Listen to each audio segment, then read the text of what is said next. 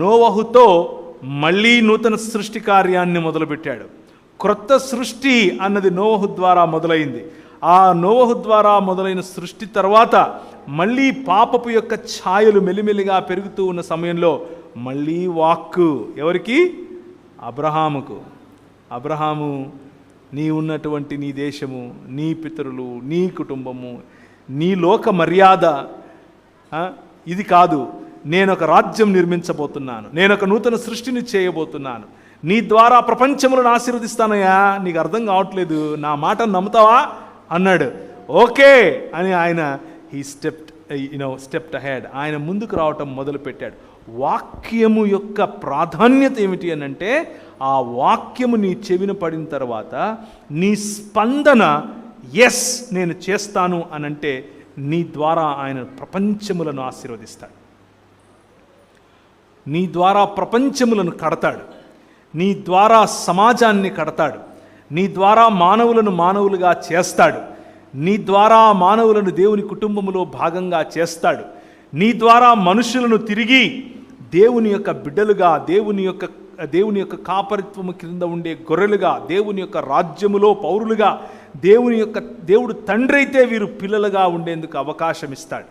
ఆ అవకాశం మొదట నోవహుతో నిబంధన, రెండవదిగా అబ్రహాముతో నిబంధన, ఆ తరువాత ఇస్సాకు, యాకోబు పిల్లలైనటువంటి ఇశ్రాయేలుతో నిబంధన. ఇశ్రాయేలు, నేను పేరు పెట్టి పిలిచినవాడా, ఇశ్రాయేలు నీ భాగ్యం ఎంత గొప్పది, యెహోవా నీకు దేవుడు విమోచనకర్తగా ఉన్న నీ భాగ్యం ఎంత గొప్పది. ద్వితీయోపదేశ కాండం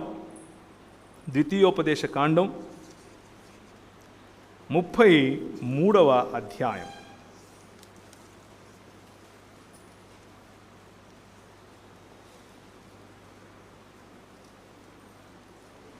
29. ఇశ్రాయేలు నీ భాగ్యం ఎంత గొప్పది, యెహోవా రక్షించిన నిన్ను పోలిన వాడెవడు, ఆయన నీకు సహాయకరమైన కేడెము, నీకు ఔన్నత్యమును కలిగించు ఖడ్గము, నీ శత్రువులు నీకు లోబడినట్లుగా వారు వేషం వేయుదురు, నీవు వారి ఉన్నత స్థలములను త్రొక్కుదు. నీ పిలుపు ఏమిటయా? వాక్యమును తెలుసుకున్న నేను నా పిలుపు ఏమిటయా అని ఆలోచిస్తే, ఇశ్రాయేలు, దేవుడు రక్షించినటువంటి మానవ సమాజమా, నీ పిలుపు ఏమిటి అని అంటే, ఈ లోక మర్యాద నిన్ను ప్లీజ్ చేయడానికి వేషాలేస్తుంది. ఈ లోక మర్యాద మనంతా ఒకటి కదా అంటది, మా పద్ధతులు మీ పద్ధతులు ఒకటేలే అంటది. కానీ మీరు వారి ఉన్నత స్థలాలను తొక్కుతారు. దేవుని వాక్యం అనేటటువంటి దృక్పథం నీలో ఉంటే ఉన్నత స్థలాలను తొక్కే పిలుపులో నువ్వు ఉన్నావు.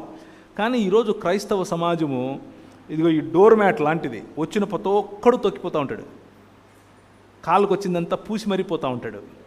అండ్ మనం దాంట్లో అంతే బ్రదర్, ప్రార్థన చేద్దాంలే బ్రదర్ అంటుంటాం.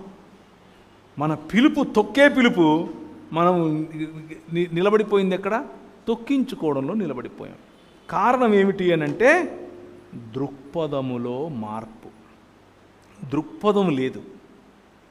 వాక్యము తెలిస్తే, వాక్య దృక్పథం తెలిస్తే, సంకల్పం తెలిస్తే, దేవుని సంకల్పం, భూమ్యాకాశములను ఐక్యపరిచే సంకల్పం, దేవుని కుటుంబములో భాగస్థులముగా పాలిభాగస్థులముగా మానవ సమాజాన్ని తీర్చిదిద్దే సంకల్పం, మనిషిని మనిషిగా ఇన్వైట్ చేసే సంకల్పం, క్రీస్తు అనే 100% మానవుడి యొక్క ఉదాహరణను చూపించే సంకల్పం. ఆ సంకల్పం కోసం అబ్రహాము, ఇస్సాకు, యాకోబుల కుమారులైనటువంటి ఇశ్రాయేలును కట్టాడు. 400 సంవత్సరాలు వాళ్ళు ఐగుప్తులో ఉండేలా చేశాడు. ఐగుప్తును చూసి బాగుంది అనుకున్నారు. ఒక చిన్న ఏమొచ్చింది, సొంత తమ్ముడిని అమ్ముకున్నారు. అవునా, సరే 400 ఏళ్ళు ఉందరు కానీ అన్నాడు. 400 పైచిలుకు సంవత్సరాల తర్వాత కనాను దేశపు వాసుల యొక్క పాపం పండిన తరువాత వాళ్ళకి ఇవ్వాల్సినటువంటి అవకాశం అంతా ఇచ్చాడు. నా మనసు అర్థం చేసుకోండి, మారు మనసు పొందండిరా, మనుషులవ్వండి అన్నాడు. మేము మనుషులం ఎందుకు అవుతాం, మేము మనుషులం కాము, మేము ఇదే అన్నారు.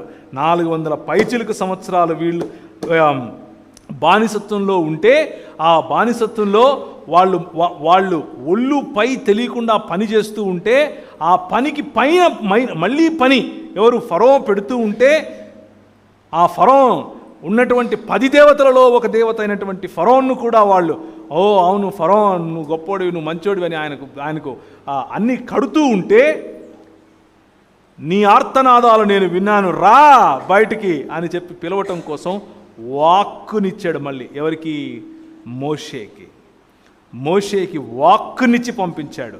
నన్ను అడుగుతారయ్యా వాళ్ళు ఏమని చెప్పాలి నేను అనంటే, నేను మీ పితరుల దేవుణ్ణి, నేను అబ్రహాము దేవుణ్ణి, నేను ఇస్సాకు దేవుణ్ణి, నేను యాకోబు దేవుణ్ణి అని చెప్పు అని అన్నాడు.